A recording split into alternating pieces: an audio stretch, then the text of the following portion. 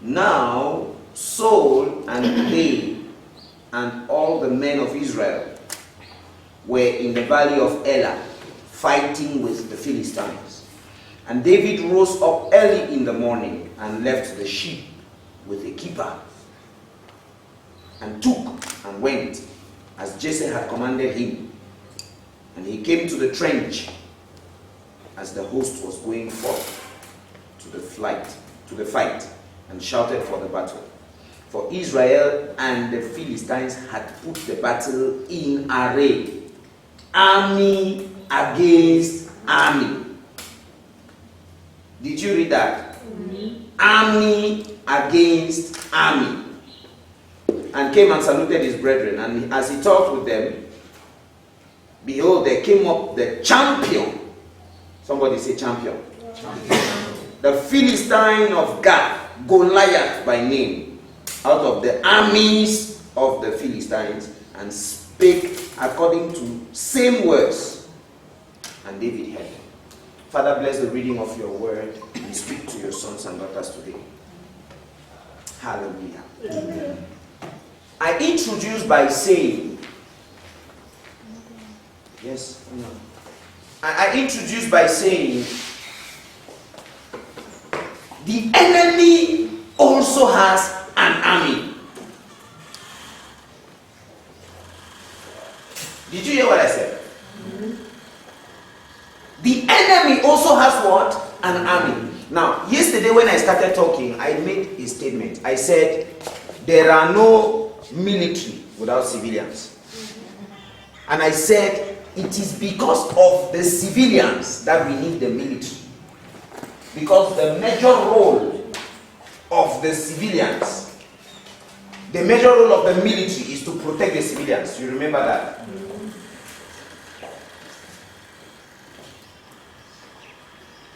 Now, look at it from this perspective.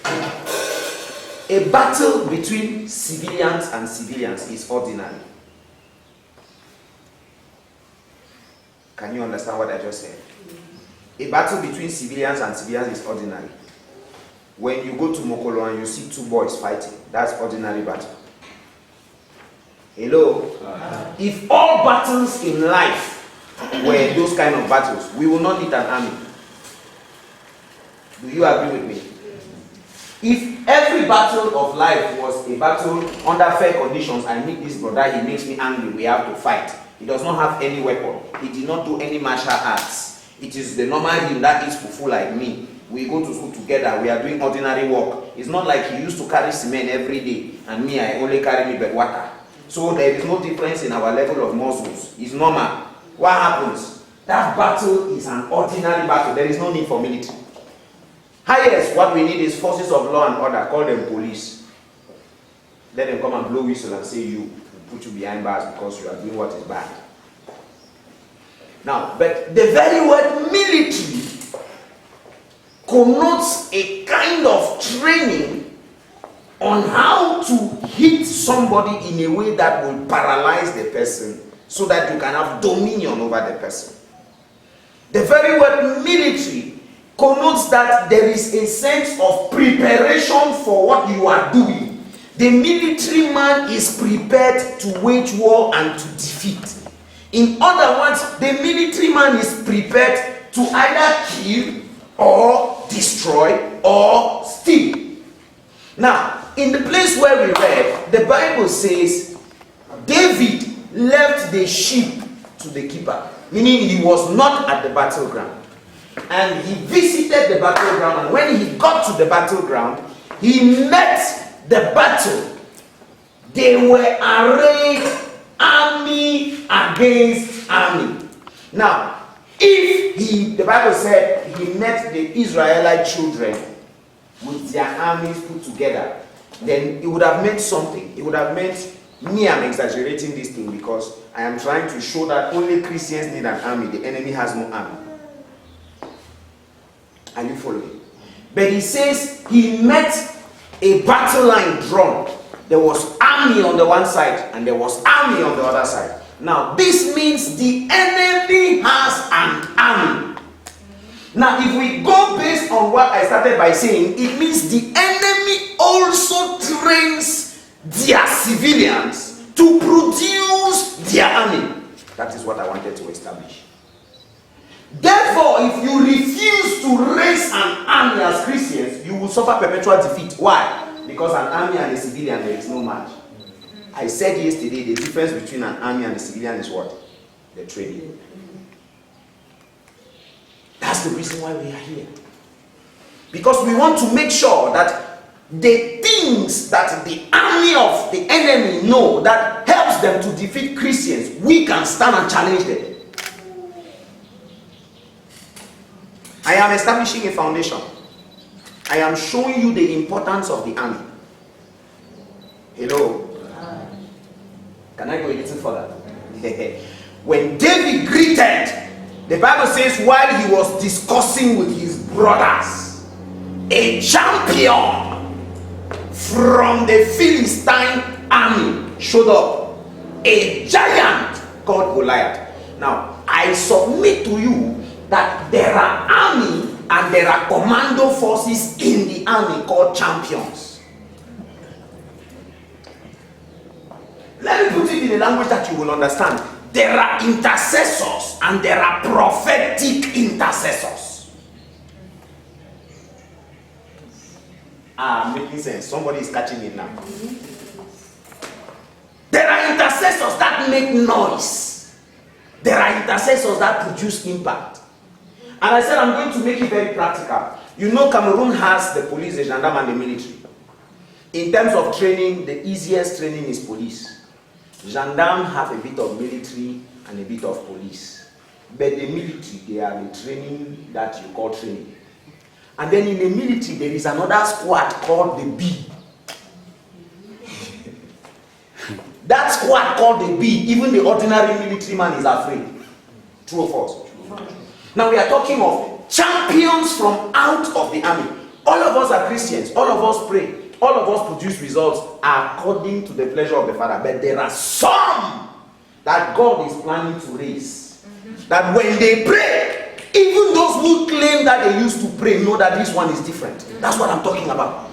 I'm talking of intercessors that when they say, give me your matter and give me 3 days. My wife knows. I said I will make this practical. Can I make it practical? Yes. Now, from January that my wife began her program, her prayer program, she has been seeing strange things. When she sees one that gives her unrest, I'll just tell her, honey, give me 3 days, I'll handle that one, forget it. Go and rest, go and sleep. When I tell her like that, that thing does not repeat itself, ever. So, this is what establishes the difference between the Christians that pray and say, God, whether you answer or not, let me play my part. And Christians that know that when me I show up, you see, one bee can face a crowd of 100 people. But an army can try 2, 3, 4. When he gets to 5, he knows that there is trouble, he has to run. One bee without weapons, no gun, no cutlass, no knife, can face 10 boys with cutlasses and he will know what to do. An army that has no gun will run. So I want you to understand that the enemy has an army, and in the army of the enemy there are champions. So it is not enough for us to have armies. I put it to you that we have churches that have intercessors. Is there any church that you have heard that does not have a ministry called the intercessors? So why is it that they have these intercessors, which we call the army of the church, and yet we don't see some results? It is time for us to go a little further and produce what? Champions in the army. There is need for a rapid intervention unit. People that will say, hey, devil, know that we are here. Be careful. Brothers, between 1990 and 1992, there was a kind of strike that started in Waikele. One of the greatest strikes that shook the nation because it was provoked by students. How many of you remember? Maybe some people were not born, no problem. Now, when that strike started, they sent the police to not contain the crowd. They evaluated the situation, they discovered that even the military could not contain the crowd. In those days, B was not existing. But B had, our president had a special squad of soldiers. We used to call them Tortue Ninja. How many of you heard about them? The way they used to dress, right? They had a kind of bag that when they come out, only the way they have put things on their bodies, it gives them the shape of Tortue Ninja. When one shows up, 1,000 people begin to run. Because those guys were trained to touch you one time and you cannot get up. One time, if you were in Yaoundé and you talk to students who saw those people, when he touches you, he knows where when he touches you, he's touching one vein that just makes you to start making like this. Now, I may sound like I'm exaggerating, but go and make your research. If you have ever watched Chinese films, especially these Tai Chi kind of films, they will show you that in martial arts, the human physiognomy, that's the human body, is described to the very basic parts. They know where every vein is, every iota, everything. And they know that if they touch this vein, they stop air from reaching this place, they stop blood from reaching this place. So it is possible for somebody to use a pin and pierce you on a particular spot and you become a statue. Now, these things are real, thanks to a certain doctrine or teaching, I don't know how you call it, called acupuncture. The use of needles to either regulate your nervous system or dysregulate your nervous system. Now, these are the kind of techniques and others that the champions out of the army know. So when one champion comes back, when one champion shows up, even the ordinary military give way. Because they know that he can take charge. Now I am showing you here another side of what it felt like for the Philistine army to be this way, and then the Israelite army is this way. And when they are preparing to go and fight, because I am seeing this army, they are almost like me. So we can try because we have the same muscle, we have the same size. Then from nowhere, a giant comes and shows up. The Bible says, from the king Saul, who was one shoulder taller than every Israelite, to the shortest of soldiers and the weakest of soldiers, everybody began to make like this. Why? A champion has showed up. Now, how many of you know, can I make it real? How many of you know that in our churches today, we have some cases that even the pastor does not touch? It's true. No. Maybe I used the wrong word. Let me go a little further. Hello? How many of you know that in our prophetic churches today, there are some cases that even the prophet does not touch?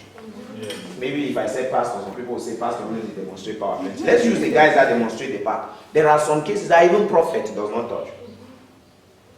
How many of you know that even in some ministries, I will not call a name, that we see on TV, there are people that go there and come back and still die? That's it. And the question is why? And the answer is simple. They may have a military, but there are no champions from the military. They may have an army, but there are no Davids in the army. So we want to start our teaching now. How to become the David in your army.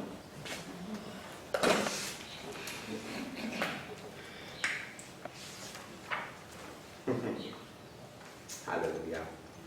God will help us. Now there is something called, because this teaching is a whole series, we will not be able to finish it. But I will start, and when the Spirit leads and helps us, we will stop there. You know, there is something called the basic military training. It is also known as the recruit training. Now, the basic military training is the training that gives you the qualification from being a civilian to become a military.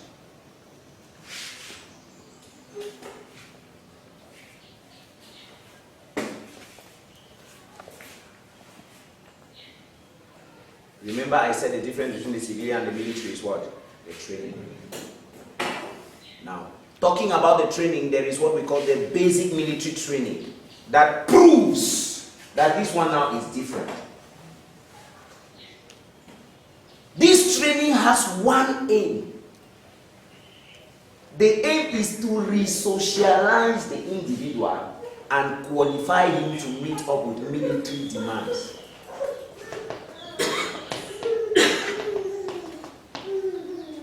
To do what? Re-socialize and then qualify the individual for military demands. I have talked about two very important words there. Re-socialization, qualification for military demands.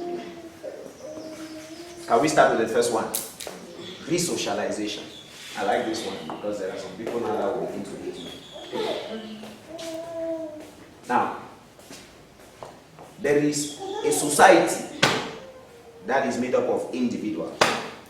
And these individuals interact, and that is what we call socialization. Hello? The interaction means you meet brother Andrew, you say, hi boy, how far? You meet sister, you say, hey babes, you there? I see you. You go to the house and you say, man, there is a pattern, there is a kind of trousers, there is a kind of shoes that when you wear it, you are en vogue. Everybody now is putting on all-star. Everybody now is wearing slim. That is the socialization. When you have to qualify to become a military man, you need to be re-socialized to understand that it's not everything that everybody is doing that should be done. I said that will be practical. We'll talk it as it is. Hallelujah. Amen. The re-socialization in military, for example, gives you reason to understand that the 6 hours that you spend in the saloon, 2 of those hours could be spent in prayer. 2 of those hours could be spent in Bible study. 30 minutes could be used to wash your head if there was no hair. And 1 hour, 30 minutes could be used to talk to somebody or learn a trade. That's research socialization for you. The re-socialization we are talking about is the re-socialization that makes you to understand why your brother is working because he needs money to also buy the latest slim. You are working because you need money to advance the kingdom. The re-socialization we are talking about is the re-socialization that makes you to know that why somebody is painting to increase the shoutiness of the original beauty God put in place. You are walking in the spirit to carry the kind of glory that nobody will look at you anyhow.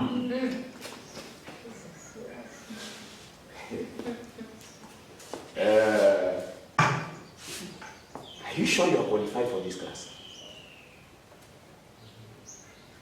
Because there are some people, everything I'll be saying will be just smashing their legs, spitting on their face. Let me summarize it because I can keep talking. I can use so many examples. The re-socialization we are talking about is the socialization that takes you from the place of I am to the place of I represent.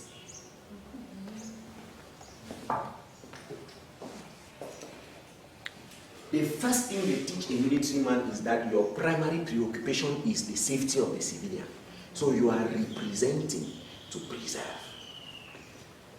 Re-socialization for military has to do with moving from the mindset of I want this, I like this, I want to be like this, to the level of the God I serve wants this, likes this, and wants to see things like this.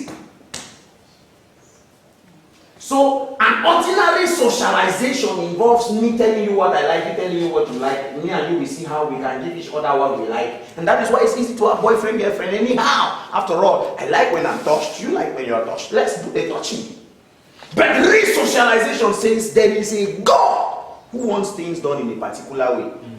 So I am not doing the wrong thing, and I am there to make sure that you too, you don't do the wrong thing. So some details don't matter. Dress beautiful. If you don't carry the presence, you are empty. Now, notice. Ordinary Christianity will tell you Don't dress sexy because it will attract sin. Dress responsible. That's it now. Don't dress to expose your body parts. Dress responsible. Now, stepping into the military realms means that in addition to dressing responsible, don't be empty spiritually. And that is why in your responsibility of dressing, what matters is not how people can appreciate the beauty, but it's how they can see beyond the beauty and experience the glory.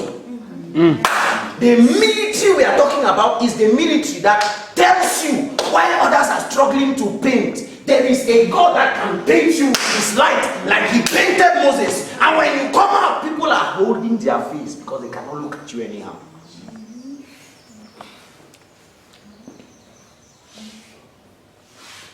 There is a mystery God showed me, and I discovered that it works.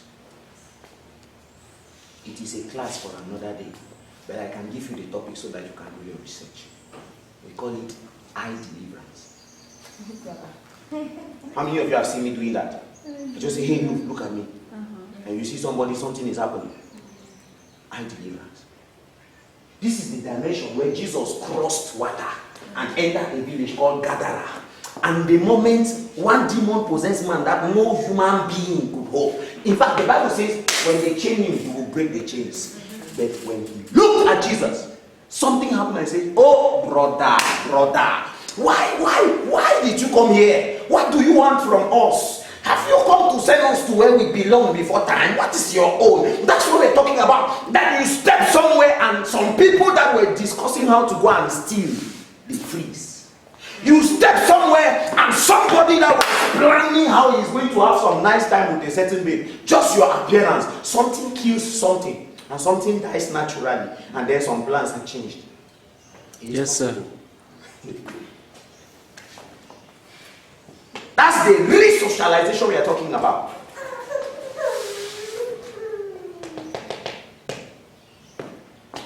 Let me leave that one there.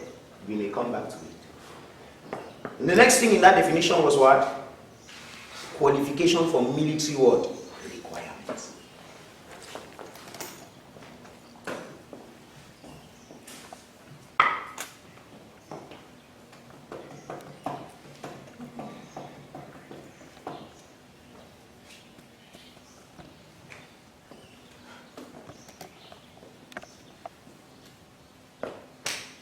I am going to try to put this one in the most simple of ways. You see, one of the reasons why military people sing some songs, do some physical exercise, are exposed to some kind of conditions. You hear they'll tell you that sometimes they'll tell them to sleep on the floor, no bed. They'll tell them to carry sand. Anybody that has gone to Uganda or to Kutaba, they come back with a stamp around their back here because they carry sand and they are running.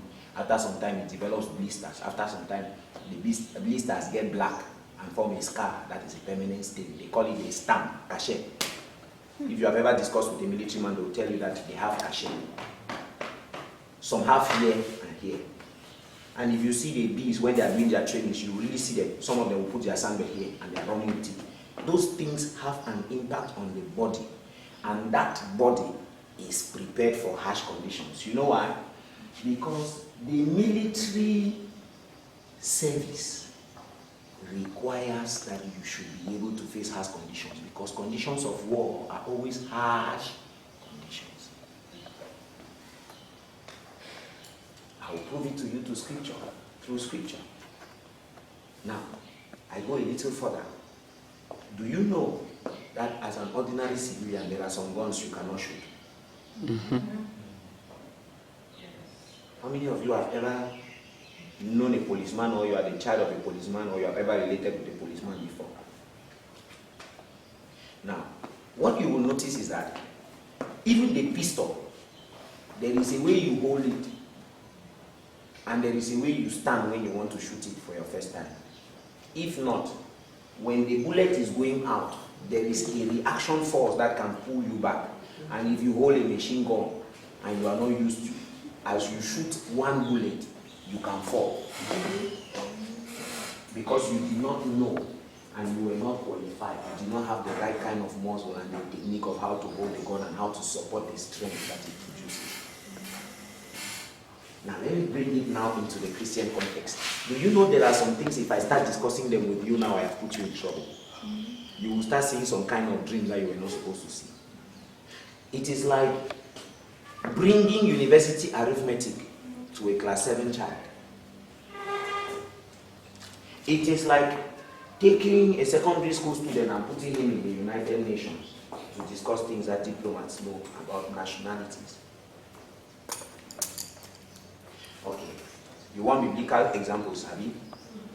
Do you know that there were situations that happened in the Old Testament that Daniel handled alone? That there were situations that happened and Daniel had to call Shadrach, Meshach, and Abednego and they discussed it and they prayed about it.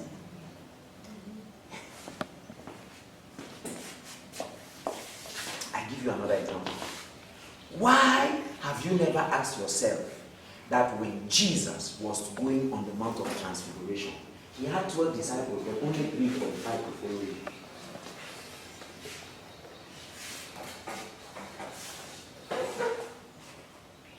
And you see what I'm talking about?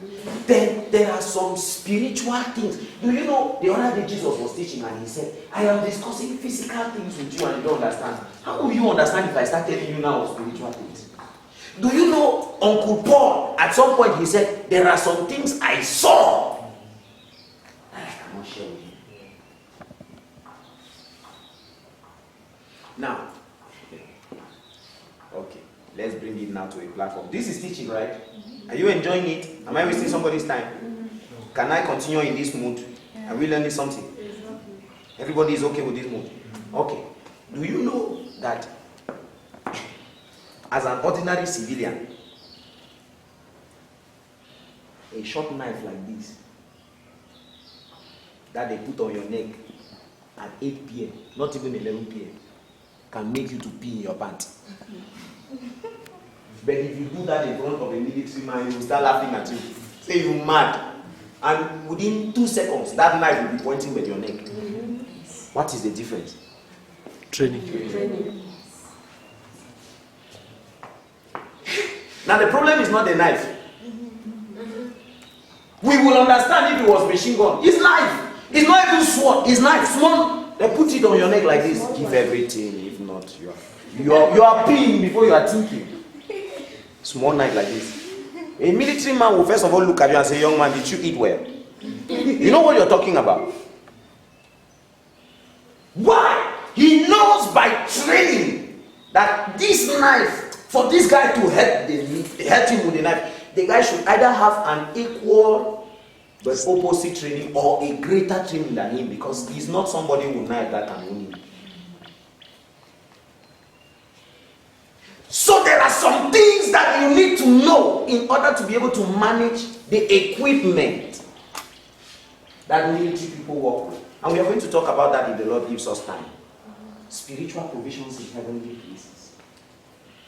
Provisions that, can I say this very quickly? In primary school, they taught us that 11 times table, for example, is very easy. 11 times 1, you just put 1 and you put his brother 1, 11. 11 times 2, you just put 2 and you put his brother 2, 22.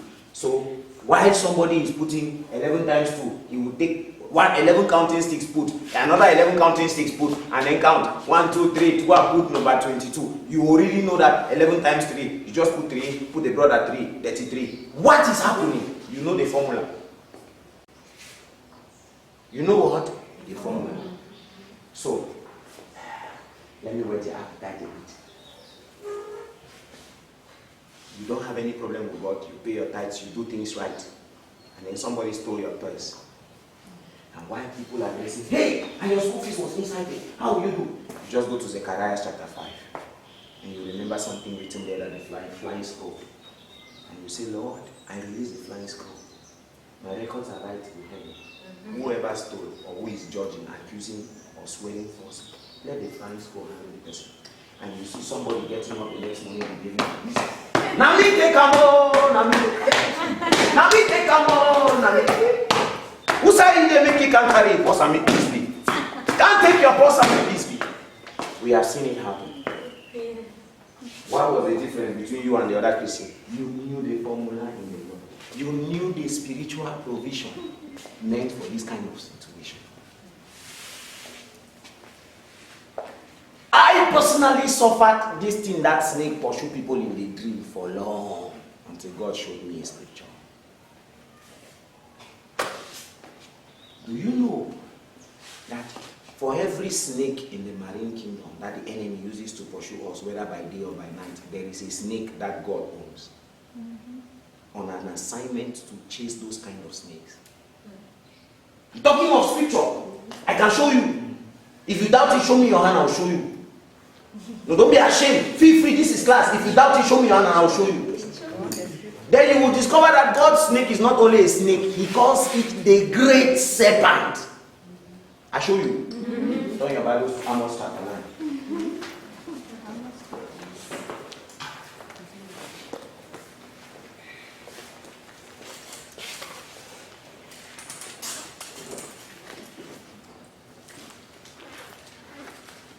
Are we there? Amos chapter 9. Ew.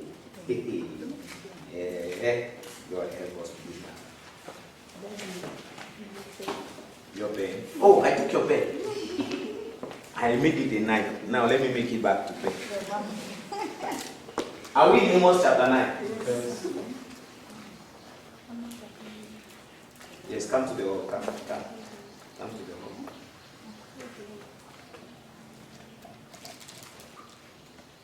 I saw, this is Amos talking.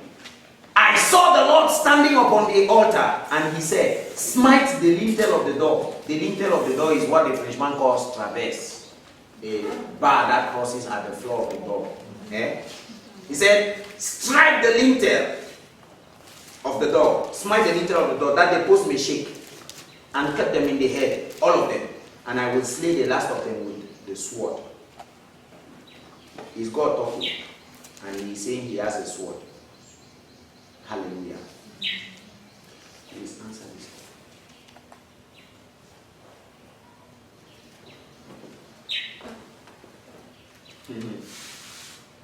He that fleeth of them shall not flee away. Now God is talking about the treatment he is reserving. And he that escapeth of them shall not be delivered. Though they dig into hell, thence shall mine hand take them. There is a hand of God that can take the enemy even if they go to hide into hell.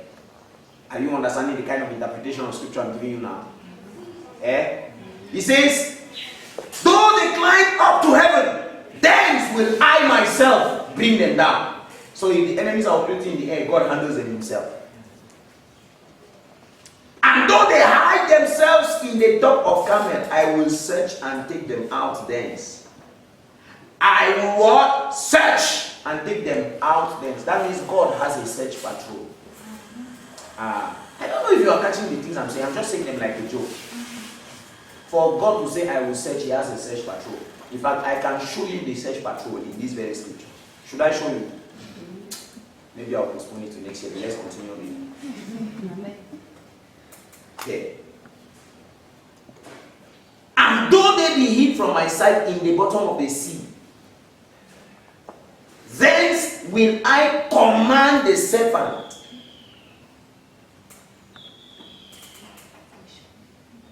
Thence will I command what? Who is talking? And he shall do what? Bite them. Did I write it? So that serpent that God is saying he will command is working under whose command? I've just taught somebody the solution to your greatest problem now. So the next time you see snake in your dream, just get up and open that scripture and say, Lord, let that your serpent go and handle this other serpent that's trying. Those are weapons. There are so many like this. We'll touch some of them. Some of you here have even heard some of my messages. So when I'm talking, you're just smiling and you're having a better understanding. Now, if you don't have the ability, if you don't know that there are weapons like that and that they can be manipulated, and you don't know how to manipulate them, you don't qualify for the military. So you need a training. Now, can I shock you? We are still at the level of the basic military training. These are not things that are required for professional champions. Champions go dimensions. Champions understand the principles of fasting this number of days to unlock this kind of miracle. Champions understand that for you to get this kind of miracle, you need to get salt, put it in a new bowl, and go to the source of the water. And if you drop it, the water that was bitter will be sweet. I just said something. I just said something. So everybody can come and pray and carry out every prophetic action. But if you don't use the right kind of thing and go to the source, you won't get the right kind of result.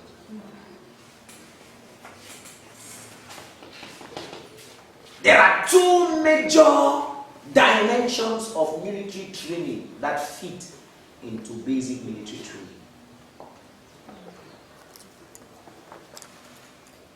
The first one is the psychological training, and the second one is the physical training.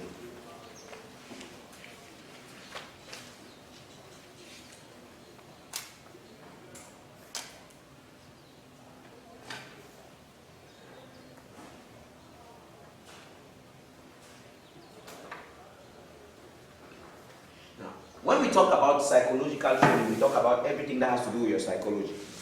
Okay? When you enter the military,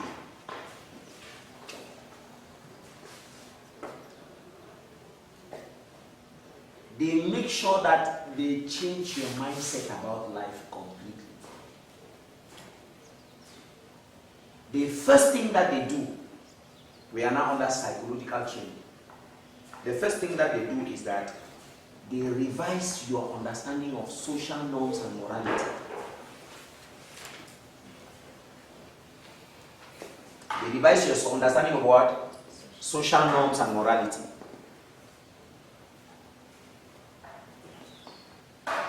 Can I give you a simple example? It is normal that you want to hang out, you feel free, you go and hang you out, not so. It's normal that you go and sit in a bar and you command your one bottle, one man, whether it's one for the road, or it's one after the road, or it's one before you take the road. Anyone, you go and command and you take it down. Hello. Now, do you know that a military man is trained to understand that it is bad for you to wear uniform and go and sit in the bar? Why?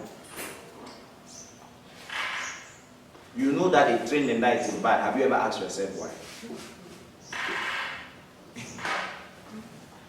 According to military protocol, work before pleasure. You cannot blend the two.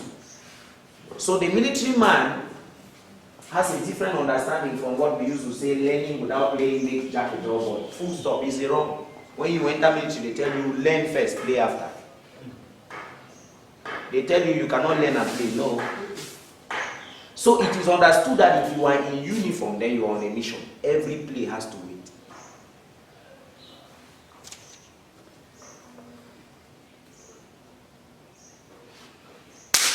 According to society, the woman is the weaker vessel, right?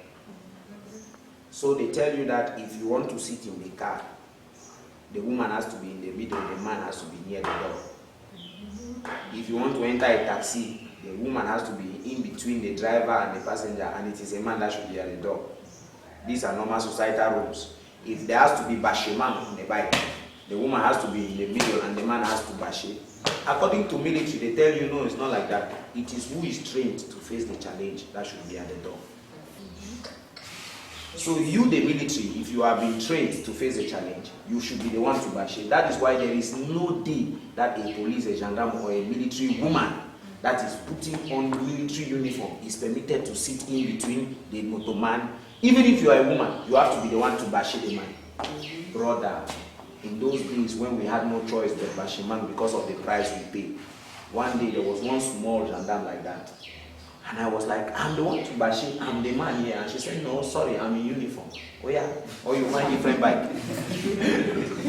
Practical, we are keeping it real. I'm talking of those days when you don't have a choice. Because you are going to this place. If you pay 200, they will not Bashi you. But you have only 100, what do you do? Bashi man. Thank God today one can boast that you can get up and put food inside car. But once upon a time, you will even be begging and say, pardon, just San Fran because the price is San Senkan. Even for Bashiman. You know what I'm talking about. Hello. Now, these are a change of mindset that they give to the military. They tell the military man that when a child is crying because he was moving anyhow on the road, mamas will feed the child, hey, come here. They will tell the military man, forget about the child, consider the danger that the child is running and try to cover the child.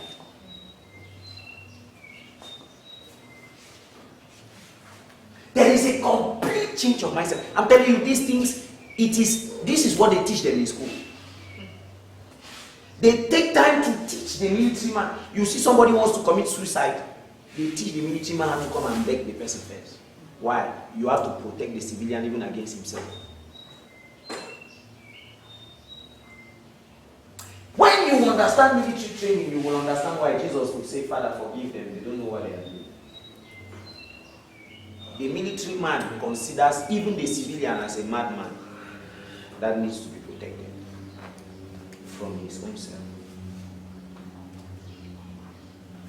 The military man is trained how to be as harmless as a dove and as fierce as a lion.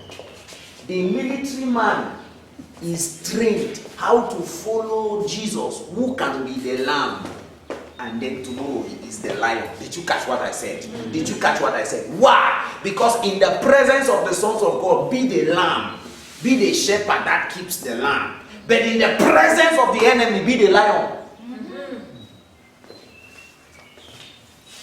Show me a true intercessor. I will show you one of the best ushers in church. I said something that you cannot. They know how to make the children in the house comfortable, and they know how to make the enemies uncomfortable. That is military training for them. Change of mindset.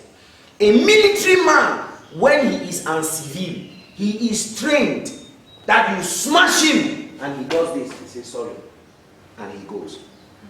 Why? Even though you hurt him, you are not the enemy. A military man is trained to understand that my wife is nagging, but she is not the problem. The spirit behind is the problem. That's military for you.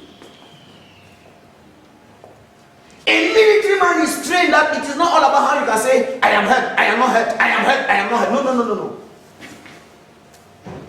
Some things are different.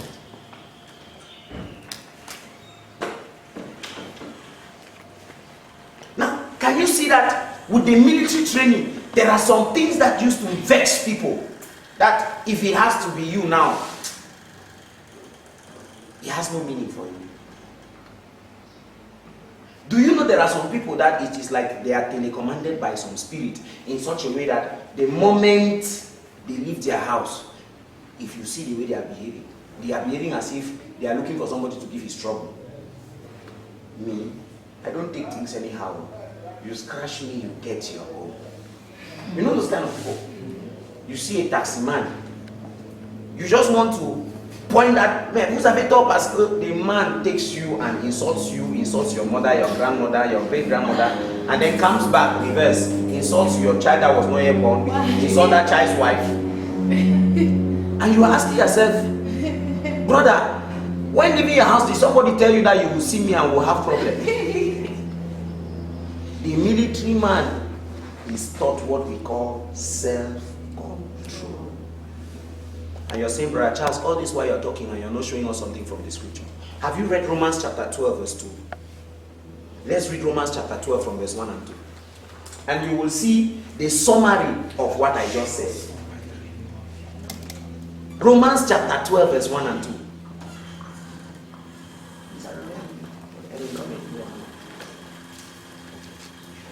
Romans chapter 12, verse 1 and 2. Hallelujah. This evening is going to be corrosive. I am told that the man of God himself is around. Amen. You people who see things. For now you are hearing things. Hallelujah. Thank you, Jesus. Thank you, Father. Now we continue. Romans chapter 12, verse 1 and 2. Somebody read it for me. Yes, sister, go ahead. Brother, this is what? We are reading. Okay. Romans chapter 12, verse 1 to 2 says, "So then, my dear friends, because of God's great mercy to us in appeal to you, offer yourselves as a living sacrifice to God, dedicating His service and pleasing to Him." Stop there. Stop there. Whenever we read Romans, we are very, very conscious of verse 2. But we forget verse 1. Verse 2 says, "Be not conformed." I'm going to say something now that will shock somebody. Verse 2 says, "Be not conformed to the world, but be transformed by what? The Renewal of the mind." Hello. How many of you know that it's impossible for your mind to be renewed completely if you don't offer yourself as a sacrifice? Yes. Okay. So a lot of people have not yet sacrificed themselves on God's altar, but want to experience the transformation. Let me push it further. A lot of people want to metamorphose from caterpillar to butterfly while keeping caterpillar tendencies. For caterpillar to become butterfly, the caterpillar side must die. Yes. You want to be a military man? You want to be a special Christian intervention army? Brother Daniel, are we seeing some things another way? Be not conformed, be transformed. You must be transformed. Who? The word of God. The word of God. These things. Jesus said, "It is the spirit that profited." John 6:63, if I'm not mistaken. The flesh profited nothing. The words I speak to you, they are spirit and they are life. So we are dealing with spiritual things here. Except a seed falls down and what? Die. It cannot produce fruit.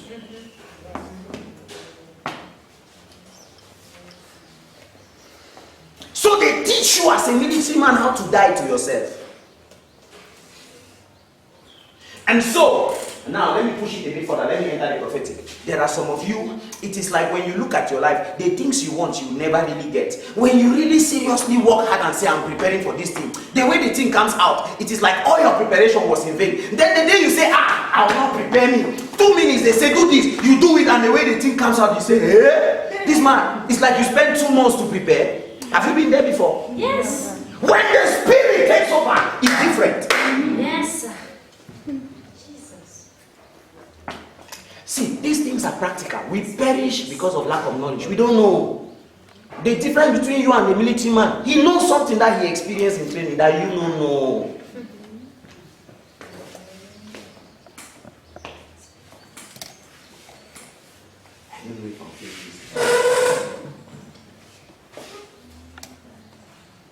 I'm still at my introduction.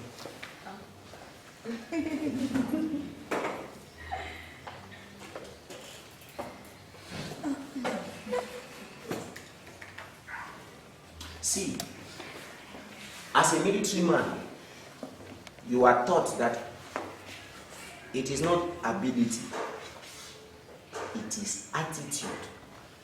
It is not character, it is behavior that produces results. How many of you are used to watching the films of Jet Li and Jackie Chan?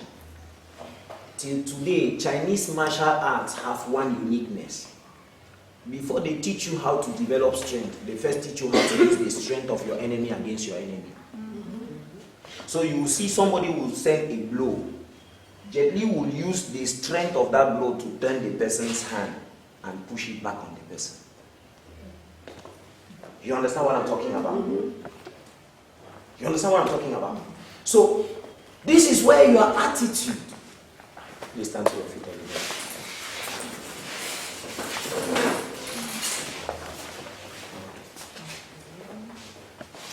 in the house. You can sit down. You are brought to the place of understanding now that your attitude can give you victory in a battle that your money could not.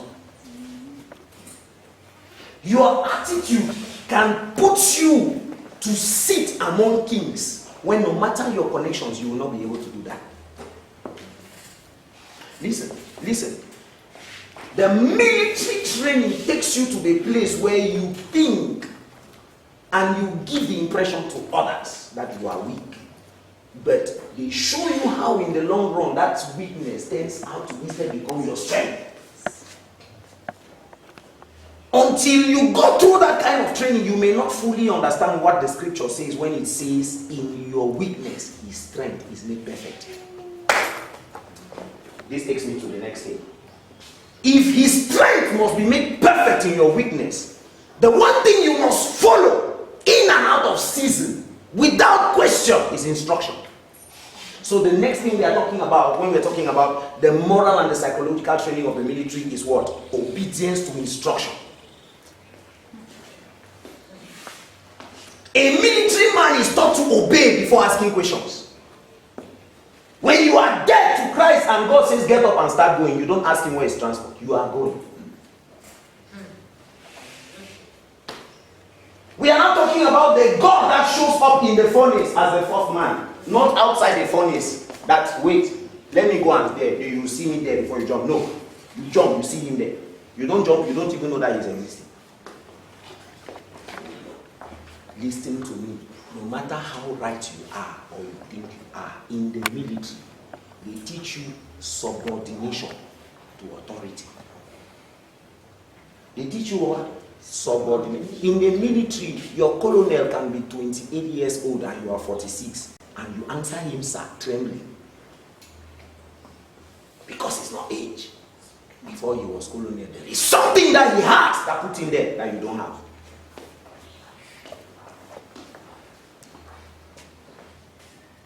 Hey, I was studying my Bible and I understood some very technical things. You see? Thank you, Lord. Subordination to authority is incomplete until you understand the strength of the authority you are submitting to.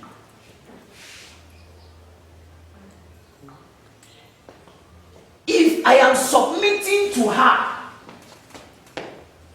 and you are stronger than her, and it is clear to me that you are stronger than her, and she gives me an instruction to slap you, I will not do. I don't have anything I'm counting on. By the time you repost, I will call you. Can you understand what I'm saying?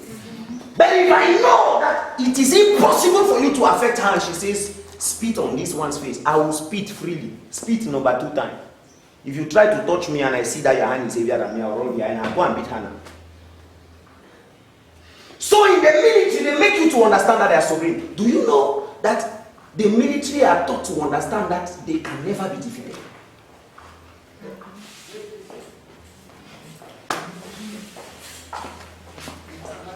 What then shall we say about these things? If God,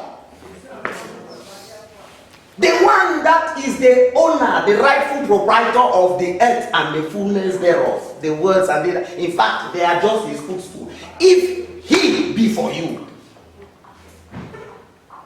the one that owns all the silver and the gold and the cattle in the 1,000 hills, the one that stretched the heaven as a canopy, and it is just enough to be what? His crown. If he be for you, who can be against you? Then they tell you when that one, see, I connect 4 scriptures and I show you something. The first scripture, you can see that. The first scripture, in the book of Revelations, we are told that, in fact, it's a revelation that the elders, the 24 elders around the throne, they gave us. They said, thou art worthy, O Lord, to receive glory, honor, and power, for thou art created all things, and for thy pleasure they are and were created. So it tells us that everything was created by God for his pleasure. Animals for his pleasure. Now, for me to create something for my pleasure means I can create it and then I kick it. I have no question to answer from nobody. I can create it and then I am just taking pleasure, like how you buy a paper and you just take pleasure in tearing it. Now, it brings you to that place where you realize that you have no question to ask God if you have no answer to your prayer. He created you for his pleasure. And then elsewhere now, we are told that God loves us. So in addition to creating us for his pleasure, he has some affection for us. And then elsewhere, he tells us that he created every other thing for his pleasure like us. But when it comes to us, he says he knows the plans that he has for us. Now, something begins to come into play. It means we were not just created as ordinary. We were created for a purpose. Now, when you understand that you are created for a purpose and there is a plan, every plan has a time when you sit down to establish it, a time when you execute it, and an end result that you expect from that plan.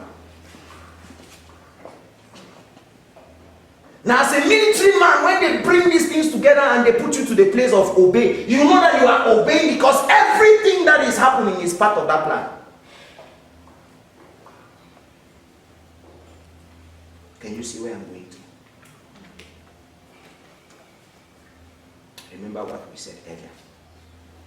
Do you know there are some instructions God will give you and you will obey?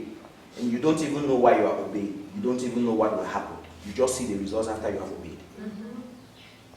If somebody ever told Joshua that marching around Jericho 7 times on that last day that they did it with trumpet would bring down the walls, he would have refused.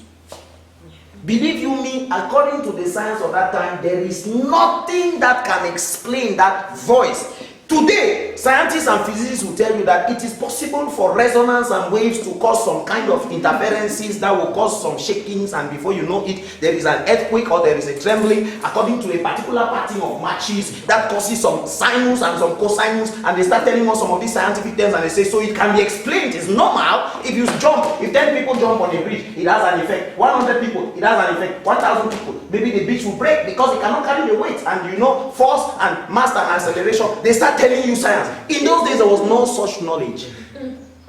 So these people were obeying like a choir of malicious idiots that just knew that somebody who is powerful gave them an instruction.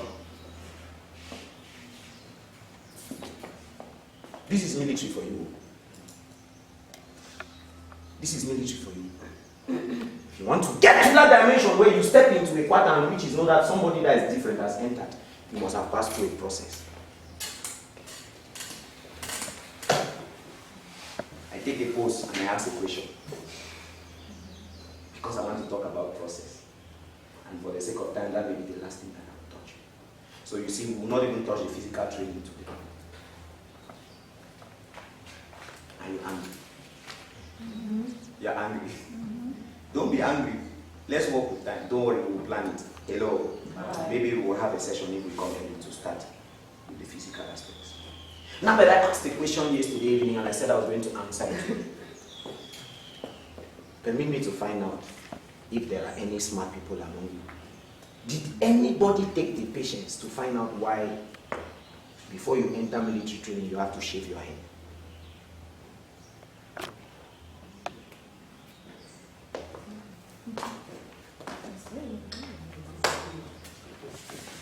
Did anybody do that assignment?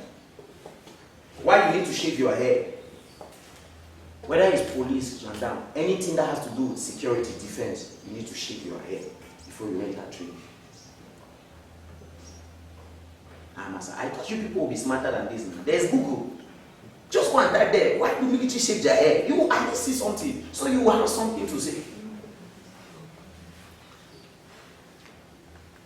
Listen, a clean shaved hair is considered as an integral part of the spirit of order, hygiene, and discipline. I said order, I said hygiene, I said discipline. I will explain the three.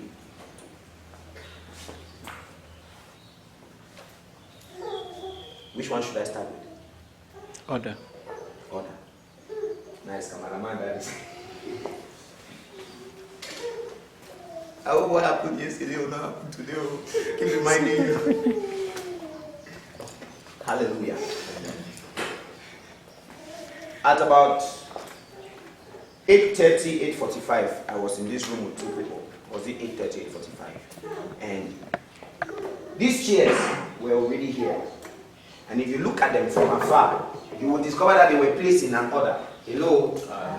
But when you come close, you will discover that this chair, the one that was following, was not directly behind. It was a bit shifted like this and a bit like this. And I told her, I said, others will come and look at this and say this is okay. But I believe in order. So for me, if this hall is organized, when I stand in front of this chair, I should see the other chairs aligned like this. And when I was doing the alignment, she did not know that I'm going to use it as an example in what I'm teaching. Did you? In fact, she started doing something similar here, but her own was still having complaints. When I finished my row, I came back here. Am I speaking the truth? Now, there is order, and then there is proper order.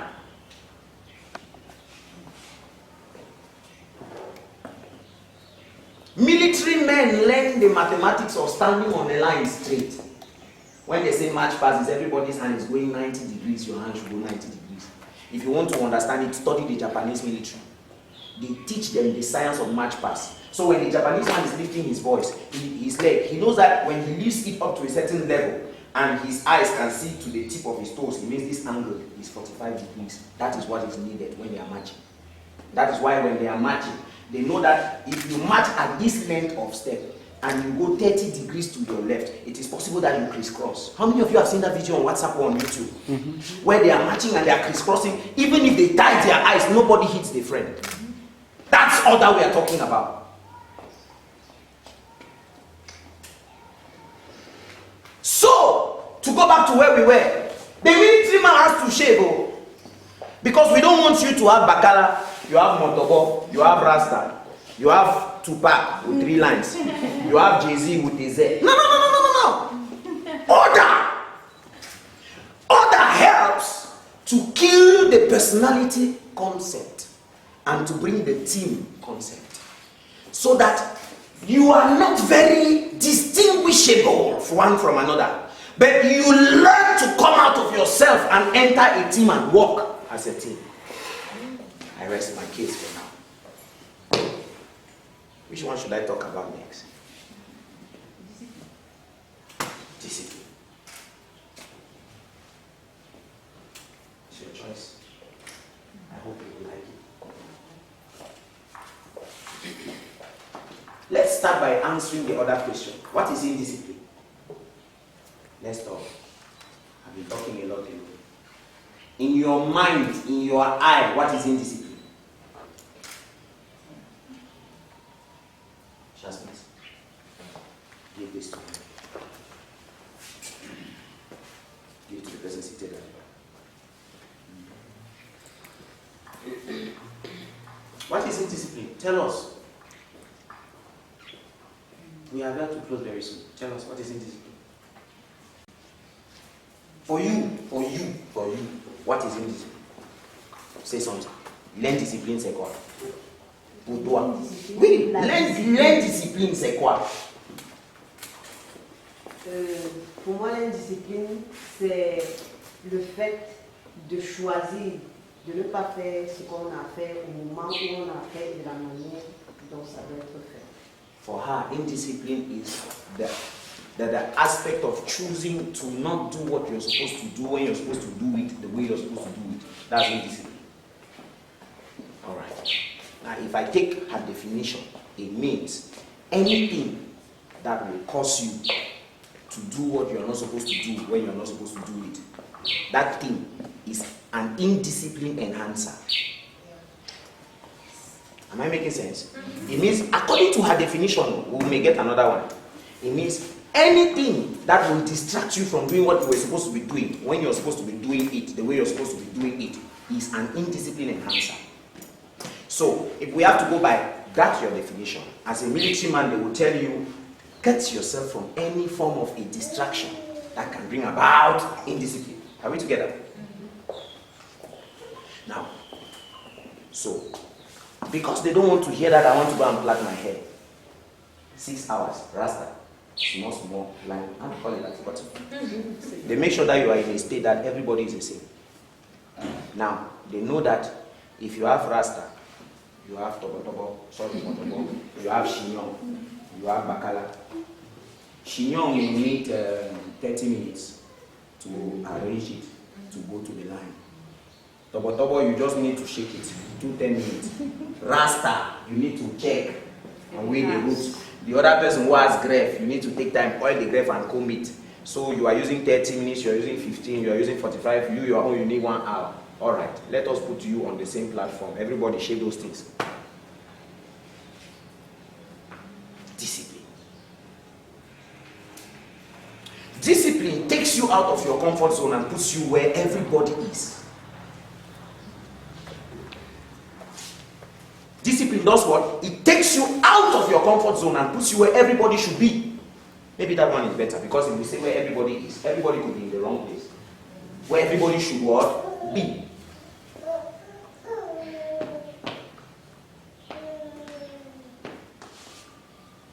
There is another definition for discipline now, for discipline that I want to bring. But before I bring it, I want to see if somebody can help me to bring it by giving me another definition of what is indiscipline. If you have another definition of what is indiscipline, tell me. What is indiscipline? Hey, people are secretaries. Don't worry. This message is being recorded, so you will have the CDs if you want, upon request, of course. Because it's your business. Tell me, what is indiscipline? Different from my definition.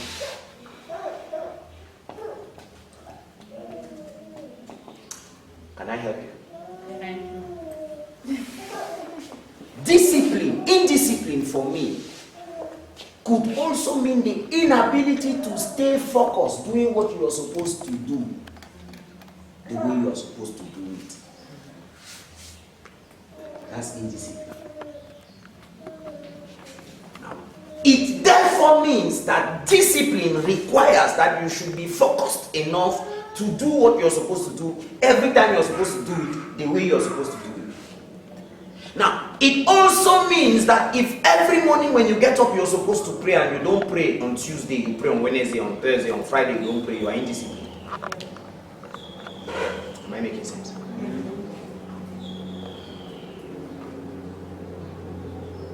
Do you know that even science has proven that the quality of your sleep is not only determined by when you sleep and which bed you sleep on, but there are so many factors that come into play. Let me shock somebody here. Do you know that the quality of your sleep is influenced by the time when you go to bed, the time when you ate before going to bed, the activity you did last before going to bed, the kind of bed you slept on, the sound system, the surrounding environment, if you are staying near a bar or if you are in a quiet place, whether there is light in your room, you sleep with light or not, all these things affect the quality of your sleep. Do you know that? And they have studied and gone a little further to understand that if they want a man who will learn how to not feel some kind of pain when they hit his muscles on his body, it's good that that kind of person should not sleep on top of Dunlop. That person should sleep a bit on the floor. After that, maybe on a bamboo bed. Do you know that? Now, it goes without saying that if I want you to develop some muscles and I take away your soft bed, I can achieve my objective. I can help you to achieve my objective. Can you see what I'm saying? So sometimes, when they take off the hair, long studies have proven that there is a psychological implication in your mind. Can I show you? Do you know that generally we shave when we have lost somebody? Now, it is a sign of sorrow, of regret, of disgrace, of shame, of, oh my, this is all about me. Now, picture that you are going to a place where they want to train you how to be subordinating. They want to train you how to be disciplined. They want to train you how to respect authority. And they start by taking away what is one of the primary things that gives you your personality. They take away your hair. So you are going inside like somebody where you don't die. Like, oh, this ground, this was a wonderful place. If you don't fear God, you will die. This is my trouble. And they have studied and they have discovered that it actually has an influence on your mindset when you step in there. It brings you to that place of humility where unconsciously there are some instructions and some orders you take. See, let me put it this way. If I can give you reason to believe that you are a slave, I have succeeded to make you inferior to me. Mm-hmm. I have succeeded to plant in your consciousness inferiority complex. Let me bring this now to our platform of Christianity. How many of you have experienced a situation where you say, God, now I know that you don't want to be understood? I thought that when I did this 2 years ago, you gave me this kind of result. So every time I did this, I should see that kind of result. Why is this one different? You don't want to be understood. How many of you have experienced that kind of a thing? That you go through a situation and you know that normally 2 weeks ago, this kind of situation came, this is how I acted. And this is the result I saw. Why is this case different? You see, a wise man said, God does not want men to put him in a box. So there is no formula that you can operate and think that I have understood God if I touch him. Get this. Don't get me wrong. Hello? There are principles and there are results that principles produce. That's not what I'm talking about. I'm talking about the personality of God vis-a-vis your personality. I'm talking about getting to that dimension like Shadrach, Meshach, and Abednego where you say, O King, be it known unto you that we don't care. We know that God is capable to deliver us. But where we are, who we are to him, whether he delivers us or not is not what matters. What matters is what we are supposed to behave vis-a-vis him. In other words, we are so subjected and submissive to him that it is not all about whether he is happy with us, whether he will do it for us or not. It is all about we are not permitted to do what you're asking.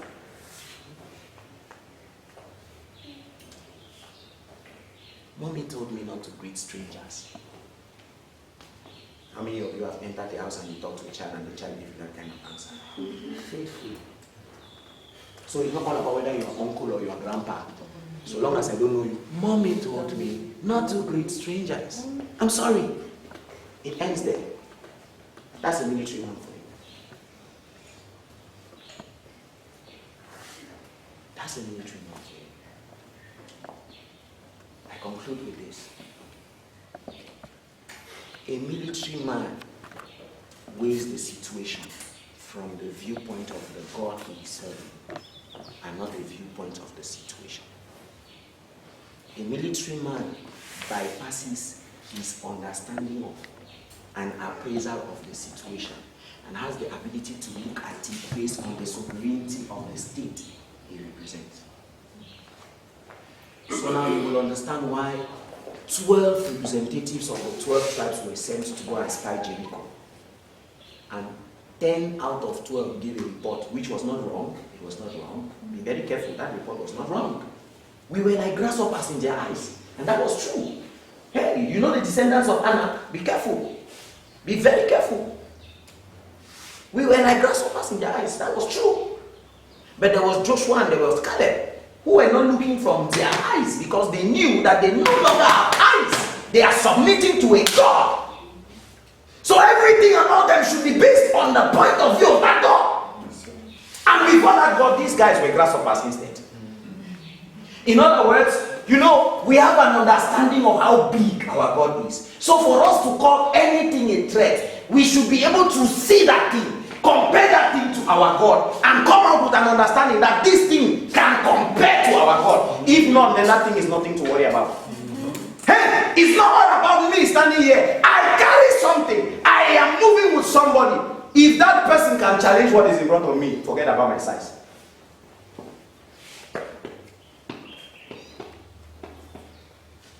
That's the mindset they give to the military man. Every American soldier will tell you till tomorrow, my nation is the most powerful, so I can talk anywhere.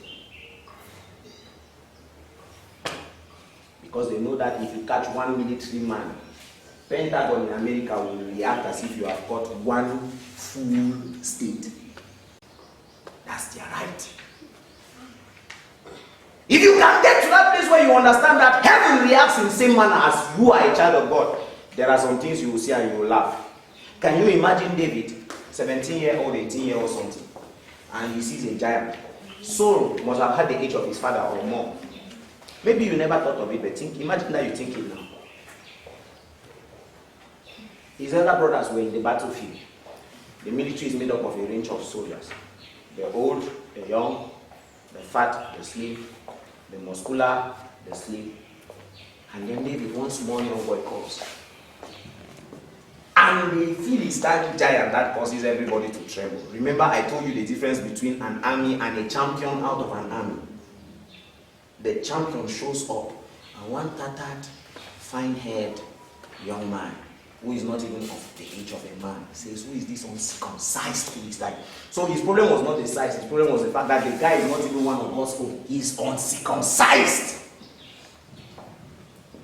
Military are taught to see the enemy from the eye of the strength of their own royalty and domain and being. So, if you want to be a military Christian, you need to start seeing from that perspective. Now, this is important because as children, when our parents used to want to frighten us, they'll tell you, "Wawa, Juju is coming." Hello? And they know that everybody is afraid of Juju. Now, but imagine that what you are counting on is bigger than Juju. If the child is holding the hand of the father, he may be afraid of Wawa, Juju. But if he's holding the hand of the father and you say, "Go out in the night," he will be going. So long as he's dragging his father along and the father is coming to him, there is no problem, he will go. Have you noticed that? The moment the hand leaves the father's hand, he runs and goes behind the father first before he starts trying to look. But if the hand is still in the father's hand, he will drag the father. Now I'm talking, I said something that you are laughing, but do you know that military people, military Christians, have the ability to drag God into some battles?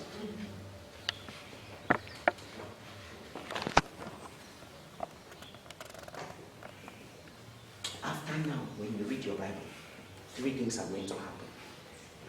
You will not only read to appraise the greatness of the God that the Bible is talking about, then you will read to understand the rights and the privileges that you have as his son. And you will read to study the equipment, the military weapons and techniques that are in there. That when people are looking at a wizard, you are looking at one man that you can just make one scripture of reference and pray one small prayer. I don't know if you're getting what I'm saying. That's what we are talking about. When people are saying this land is barren and the waters are bitter, you are just closing your eyes and you are thinking, and it occurs to you that there is a mystery of salt that can be put in a bowl. And if you can identify the origin, the source of the water, and you go there and you speak some kind of prayers, you see some kind of answers. People are saying this thing has sunk. There is a wave, there is water everywhere, and the axe head that was borrowed is under. And you're saying, oh, this is not anything new. There was a guy called Elisha who took a stick and put somewhere and something happened. So let's see if we can access that realm of authority and dominion and spiritual influence, where we can also use a stick and produce the same response. You are being employed and your employer is messing you up. And you remember Laban, and you remember Jacob, and you remember that Jacob had a vision. An angel taught him the mystery of presenting something in front of cows. And the cows that are meant to be weak become strong. And the cows that are supposed to be strong become weak. And you become rich, even though they are cutting your salary. That's what we are talking about. Dominion out of the church. You don't need to be a pastor to terrorize your boss who is a fayman, who is a Rosicrucian. You don't need to be a pastor. I conclude with one scripture. And this sign shall follow them that believe. Mark 16:17. In my name. He said this sign shall follow who? Them. Did you read something like pastors? Did you read something like the prophets that believe? Did you read something like the apostles that believe? He says them that believe. You know what that means? You too, you qualify. Stand to your feet.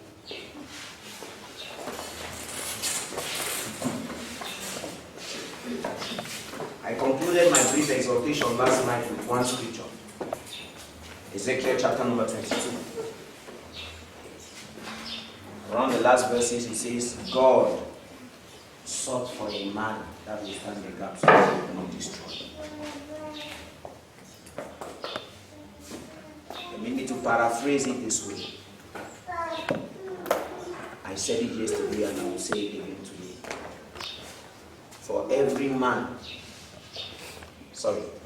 every situation that is bringing about destruction, for every situation that is bringing about a killing, for every situation, every condition that is bringing about a stealing, that situation is persistent because God is looking for one man that is yet to manifest. And what is bad about it is that if you are that man that God is waiting for to manifest and you don't manifest, you can cause a lot of people to suffer. If a military man who is not conscious of his assignment goes to the war front, the nation suffer casualty, not him alone. The nation, not him alone. The nation, not him alone. I don't know why Abel died, but I am sure that if Abel lived, God will not have to bring Seth, because between the time of death of Abel and the birth of Seth, who had to come and take over to continue, that is when bad things happened. That is when giants came in and messed up. That is when the enemy succeeded in planting his seeds while men slept. And if a military man who is supposed to be on the watchtower can get this mindset and say, God, if you are looking for a man to kill corruption in our government, here am I.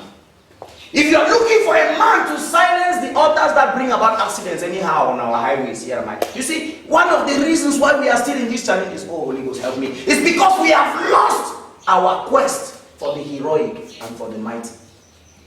Everybody is contented now. So long as I have my small garri and my water and my sugar, all is well.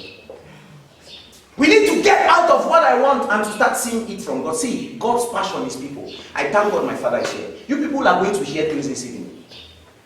If you want to see God, love people. And if you love people, the easiest way to get busy for God or get God to get you busy for Him is to identify something that is breaking people. That's right. That's where we are going to. That's why you need the ministry. That's why you are here. You will die without writing your name in history that you prayed and positioned yourself for God to use you to solve the problem of humanity. You have failed. It's gone beyond what you can do, what you want to do. It's gone beyond what you can get, what you want to get. It's not all about what you can cause the people of God to benefit from. What you can bring as an impact. A man produce light. We are not using Purukan again. A man produce car. We are not trekking for long again. What will you produce? It's time to take this God and this kingdom, this gospel of the kingdom, not just in church but out of the church. And there is a lot to be done. If you lift up your voice for the next 5-10 minutes, you will start talking to the Father. And if you don't have a prayer topic, I will borrow you mine. Lord, I am available. Whatever dimension, whatever domain, whatever thing, whatever mystery you want to teach me, if there is still something that is hanging somewhere, and the problem is not that the man has not yet manifested, the problem is that you are looking for a man. I'm here. I'm here. I'm here, Lord. I'm here. Use me. Father, hey, break me if I need to be broken. Trim me, mold me, take me back into your potter's pot if I need to be taken back therein. But I am willing. Here am I. Use me, send me, my Father. I want to make that change. I want to be that difference. I want to be that influence. I want to be that reason why some people that was in great darkness will see light. I want to be that reason why the daughters of Jerusalem will win no more. I want to be that reason why the sons, the descendants of Israel will possess their possession. Hi, my Lord.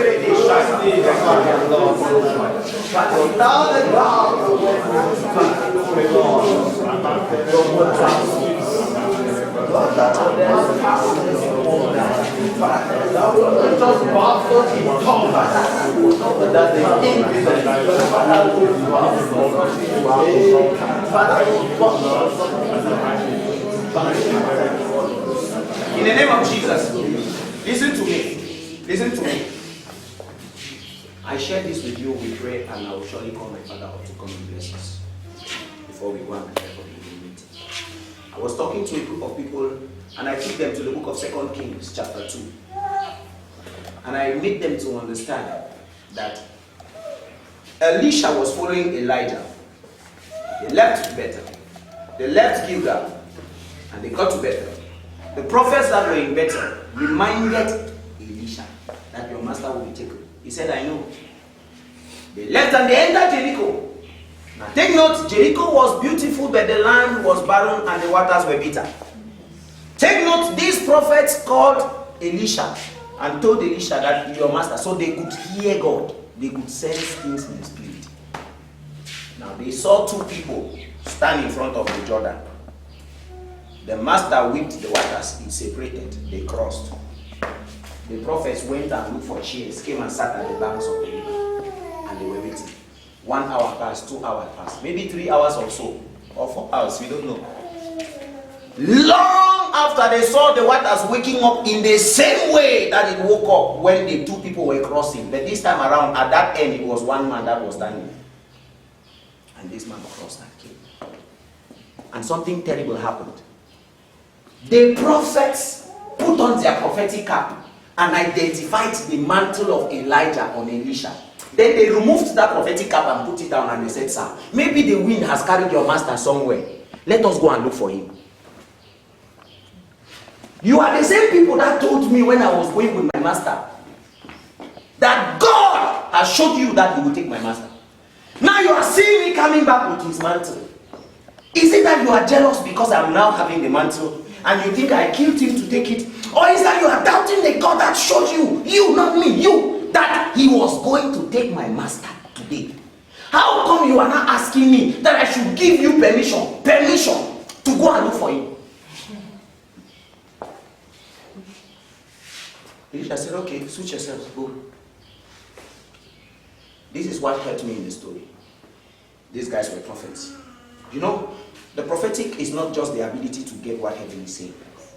The prophetic also inculcates the ability to understand what is happening in the environment. You get what I'm saying? Yes. So when they went and looked for Elijah and they did not see Elijah, they carried their chairs and went back home. Then the Bible says the men of the city, not the prophets, the men of the city. Oh, is he still with the prophets? No. Okay, the prophets have left. Let us see if we can go and corner him and table our trouble. Sir, thank God you are here. The land that you see is beautiful as you can see, but it is barren. We don't know why those prophets did not tell you. But we are the men of the city. We are the men that depend on the fertility of the city for our produce. We depend on the systems of the city for our survival. And we are telling you, we are giving you a report, sir. This is the report. We have seen you as the prophet that is called unto us. We don't know what our other prophets were doing. But now that you have come, sir, the land is barren. The waters are bitter. Or God will something. I know that a man has come to Yaoundé this evening. That may just be the prophet that's waiting for your report. Amen. And going beyond, I dare say, maybe you will graduate from being a man of the city this evening to being the prophet of the situation. You did not understand what I said. You are going to receive an impartation that will graduate you from looking for who to give the report to so that they solve the problem, to becoming the one that they will be bringing the report to in your domain to solve the problem. Whatever be your walk of life, the Lord is about to empower you this evening with an unction that will prepare you for takeover. Listen, your pulpit will be bigger than the pulpit of your pastor. Amen. We know people who are in the military and winning souls for Christ in the military. They don't need a church. We know people who are in the banking systems, who are in the teaching fields, winning students, people for Christ. You too can be there. You can get out of that shoes of, in my class, we have 10 Rosicrucians, we have 3 children who are sons of witches and wizards. Okay, you know all of that. What have you done about it? Oh, nothing. I'm waiting for the prophet that I can invite, maybe to come and say one prayer and let some things happen. And God is saying, where are you? This evening, somebody is here who can make heaven to give you what you need to get there. And I want you to pray this prayer now. Lord, as I come this evening, when I go back, that thing that I was afraid of, let it be afraid of me. Lift up your voice and pray that prayer.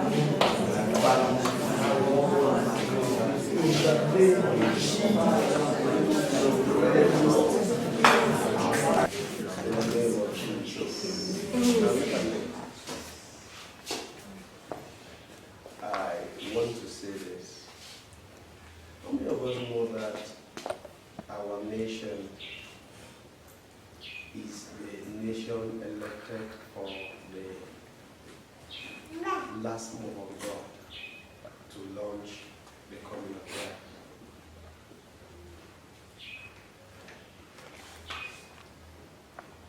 J'espère que tout le monde comprend l'anglais, n'est-ce pas?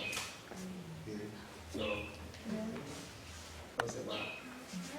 Just 1 minute, constant, and just 4 minutes, and when I switch. I said, J'ai dit, how many of us combien d'entre nous know that connaissons our nation, que notre nation, Cameroon, le Cameroun, is the nation est la nation elected qui a été élue to launch pour lancer the last move of God le réveil de l'Éternel that will hit the global stage qui frappera le monde entier to announce the coming of Christ. pour pouvoir annoncer la venue de Christ. How many of us are aware Combien d'entre nous sont au courant that Cameroon, que le Cameroun, and what I'm speaking to you is not stories, et ce que je vous dis ne sont pas des histoires, they are writings. elles sont dans des écrits, They are known in different continents. elles sont connues dans des différents continents. Men and women of God have gathered in different places. Et les hommes et les femmes de Dieu se sont rassemblés dans des différents lieux. We have been on retreats, Ils ont été dans des retraites. and God visited them with prophecies Et Dieu leur a rendu visite avec les paroles de prophétie. through the utterance gift. Et autres avaient la prophétie, le don de la prophétie. And some of them may not even know this nation. Certains d'entre eux ne connaissaient même pas cette nation. They were in the midst of whites, Ils étaient parmi des blancs.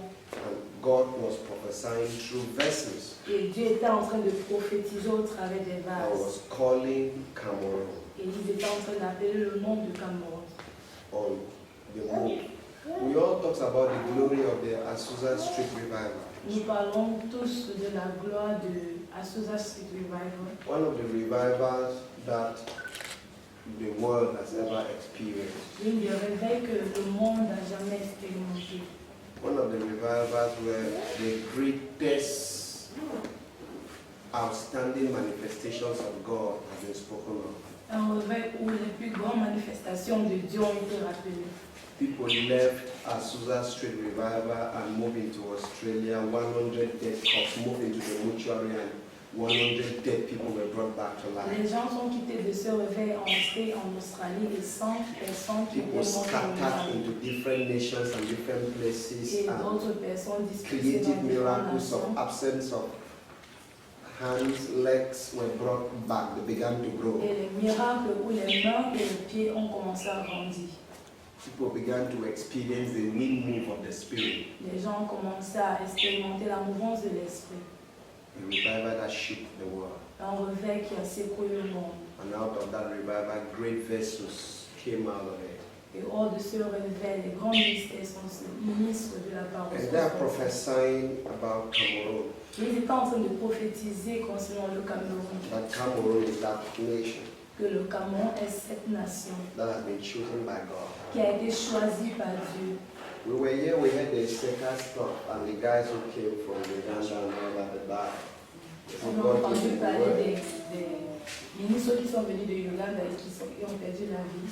Can we stop a little? Que je m'arrête un I peu. don't know how far you've been looking Cameroon. Je ne sais pas comment est-ce que vous avez eu à examiner le Cameroun. Don't you know that within the last decade, God has been bringing men of God from all over the world to come and spark the revival? N'êtes-vous pas au courant que lors de la dernière décennie, l'Éternel a amené des gens ici pour pouvoir enflammer cette réveil? You've been seeing great names stepping into Cameroon to Vous avez spark the vu fire des because grands the ministres prophecies of the entrer dans nation. ce pays pour pouvoir enflammer ce réveil. Nigeria has experienced their move. Le Nigeria a déjà expérimenté cette mouvance. South Africa has experienced their move. L'Afrique aussi. North Africa has experienced the move. L'Afrique du Nord aussi. Europe lost it sometime many years ago. L'Europe l'a perdu. America lost it. L'Amérique l'a perdu. It's our season. C'est notre saison. I don't know how far you're ready. Je ne sais pas en ce qui vous concerne. I took this time to just tickle your mind J'ai pris ce temps pour pouvoir vous intriguer un peu and for you to know that et pour vous pousser à comprendre que there is a glory on the atmosphere of your nation. il y a une gloire qui se tient sur l'atmosphère de votre nation And it's going to take your desire. et écoutera votre désir, It's going to take your radiance. écoutera le fait d'être prête, It's going to take your willingness écoutera votre volonté. to say, God, Je dis Dieu, I'm available. je suis disponible, Not my way, pas ma volonté, but your way. mais ta volonté. I might not be strong as a man. Je ne peux être fort en tant qu'un homme, As a human being, I might not be en tant qu'être humain, je peux the être fort. choices of everybody's opinion. But you've never called a qualified. Tu n'as jamais appelé celui qui est qualifié. When you called Moses, he said, I can't speak well. Quand tu as appelé Moïse, il a dit je ne peux pas aller bien. When you called Jeremiah, he said, I'm young. Quand I'm tu as a child. appelé Jérémie, il a dit je ne suis qu'un garçon. Just take my weakness Prends juste mes faiblesses or weaknesses ou mes faiblesses and turn it for your strength. et tourne-le pour ta force. And use me to that which you want to do Et for tu this utilise-moi à generation. faire ce que tu veux faire pour cette génération. I want you to put your hands like Et je this. veux que vous élevez vos mains, Just simple, just like this. juste ainsi. And you say, Lord, Et dis Seigneur,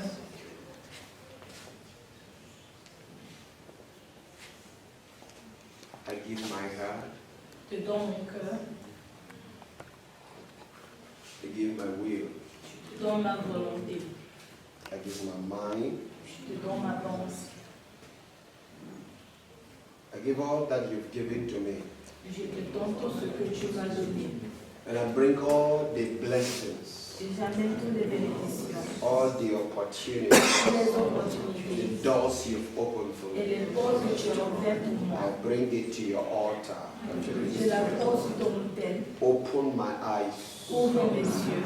open my understanding. Ouvre mon entendement. Let me understand why you gave me. Que je puisse comprendre pourquoi tu me l'as Amplify donné. them this season. Amplifie-les dans cette That when saison. I walk out of this season, De telle sorte que quand je sortirai de cette the me saison, of yesterday moi d'hier will die, mourra and the new me, et le nouveau moi, produced by your mind, produit par ta pensée, eternal purpose, par tes buts éternels, eternal counsel, par tes conseils your éternels, spirit ton esprit, will be expressed il sera exprimé for the redemption pour la révélation of people, des gens, societies, Society, nations, nations, institutions, institutions, structures, systems. systèmes, Give me donne that ability cette to capacité penetrate de pouvoir pénétrer structures, systems. système. Oh God, Oh God, grow my faith, grow my faith, for the obvious, pour the ce qui est évident, abnormal, pour ce qui est anormal, supernatural, miraculous, strange things. Oh God, as I walk out of this place, a change of perspective, a change of mindset towards you, your kingdom, your people. Oh God, foundationalize me into these realities of your move in this dispensation. It's okay. Father, in the name of Jesus, I raise up my voice and my tongue into this atmosphere. I have announced the word you gave to prophets, you gave to kings, you gave to the men of the fivefold ministry, the same covenant in the gathering of Geneva. You spoke that there is a nation called Cameroon, that a revival, a wind of revival is about to blow. A council of bishops, apostles gathered in the US, and you announced the revival also by prophetic utterance. And Prophet Emmanuel Kure was handed this baton as a representative for Africa. But the nation was Cameroon, and he carried that baton for many years until he passed it down. Oh God, I pray tonight, I release someone's spirit into that baton tonight. I release it into the atmosphere. I speak that as your people go, I open the atmosphere of the flood of the Spirit. Let the rain of your Spirit, the armies are here. The people are here. The women are here. The generals are here. Tonight,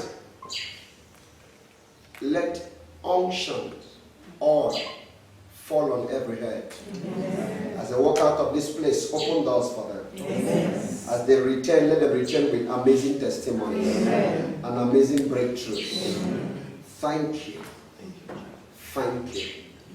Thank you. Thank you. In Jesus' name. Amen. You are blessed. Amen. Amen. Amen. Put your hands together.